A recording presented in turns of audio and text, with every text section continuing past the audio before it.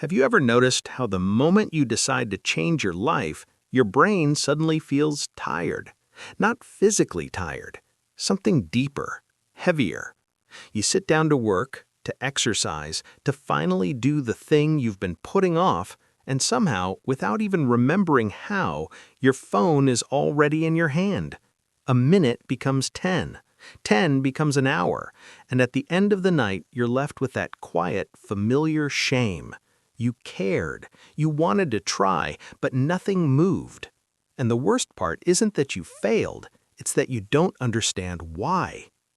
It feels like something inside you is quietly betraying you. You make promises in the morning and break them by the evening. You watch other people change their lives while you stay in the same place year after year, telling yourself this will be the week everything turns around. But it never does. And after a while, you start to wonder if something is wrong with you. Maybe you're lazy. Maybe you're weak. Maybe you just don't have what it takes. But what if that isn't true at all? What if your brain isn't broken, just scared? What if the reason you can't do hard things isn't because you lack willpower or discipline, but because your nervous system is quietly trying to protect you from something it believes is dangerous? Not lions or hunger, but uncertainty, failure, rejection, discomfort. The same ancient wiring that once kept humans alive now keeps you stuck, and you fight it every day without realizing it. And what if there was a way to stop fighting? Not by pushing harder, not by yelling at yourself, not by downloading another productivity app or watching another motivational video, but by doing something so small, so gentle, that your brain doesn't even feel threatened by it. That's where this story begins. His name is Daniel. He's 34 years old. He works in customer support for a tech company. 8 hours a day, 5 days a week, he listens to frustrated voices through a headset while staring at a glowing screen. He used to be creative. He used to write. He used to imagine a different life. Now he mostly just feels tired. Not the kind of tired that sleep fixes, the kind that sits in your chest. Daniel has a wife who loves him, 2 kids who think he's a hero, and a quiet voice in his head that tells him he's wasting his potential. Every night after work, he tells himself he'll start. He'll write a page. He'll do 10 minutes of exercise. He'll work on the idea that's been sitting in his notes app for years.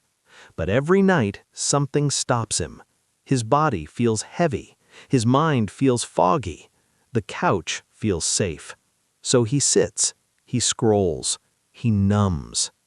And later, when the house is quiet and the lights are off, that guilt creeps in. The kind that doesn't scream, the kind that whispers, "You could have been more." Daniel hates that voice, but he can't escape it.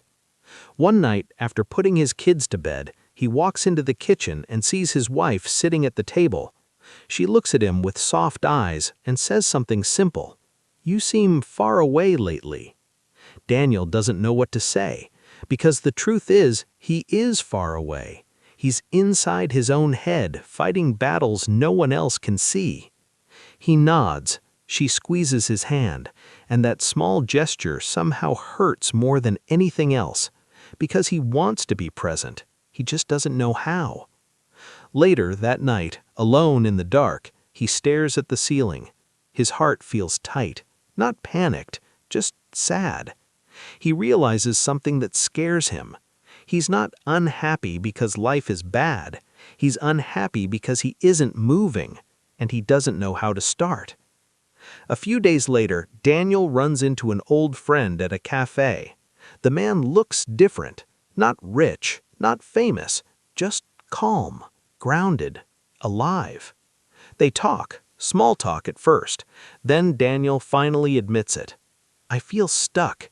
I want to change everything, but I can't make myself do anything." The friend doesn't laugh. He doesn't lecture. He just listens. Then he says something strange. "Stop trying to change everything."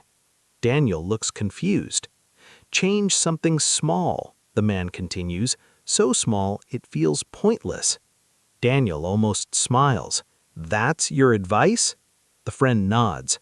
Your brain is terrified of big promises, but it doesn't resist tiny ones. So don't ask it for an hour, ask it for 30 seconds. 30 seconds. Write one sentence. Do one push-up. Open the document. Stand up. That's it. Daniel leaves that cafe skeptical. How could something so insignificant change anything meaningful? But that night, when he sits on the couch and feels that familiar resistance, he tries it. He opens his laptop, he types one sentence. It's not good, it doesn't matter. He closes the computer.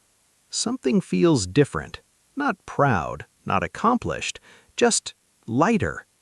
The next day, he does it again. One sentence. Some days he forgets, some days he doesn't want to, but the rule stays the same.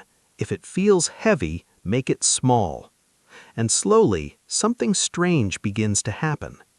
Daniel realizes he isn't fighting himself anymore. He isn't standing at the bottom of a mountain staring up at something impossible. He's just taking one tiny step forward. His nervous system stays calm. His brain doesn't panic. There's no danger in one sentence. This is what psychology calls safety. When the brain feels safe, it allows movement. When it feels threatened, it freezes. Most people spend their lives trying to force change while their nervous system is screaming for protection. Daniel is no longer forcing, he is inviting. Weeks pass, then months. One sentence becomes 2. One push-up becomes 5. 1 minute becomes 10. But more important than the habits is what's happening inside him. He's starting to see himself differently, not as a failure, not as someone who can't commit, but as someone who shows up, even when it's small. There are setbacks, holidays, stress, long work days. There are nights he falls back into scrolling and numbness. But something is different now. He doesn't quit. He just returns, one tiny step. His wife notices he's smiling more. His kids notice he's more present. He feels more solid in his own skin. And one night, while writing, Daniel realizes something that makes him pause. He isn't afraid of hard things anymore. Not because they became easy, but because they stopped feeling dangerous. The real change was never about productivity or success. It was about becoming someone who feels safe taking action. Someone whose brain doesn't scream when the future feels uncertain. Daniel didn't become disciplined. He became someone who trusts himself. And maybe that's what you've been missing too. Not motivation, not grit, not more pressure. Just one tiny action that tells your brain, we're okay. We can move. If you're listening to this and something inside you feels quiet, maybe that's your nervous system finally exhaling. Pick one small thing today, so small it feels silly, and do it. Then come back tomorrow and do it again. That's how real change begins.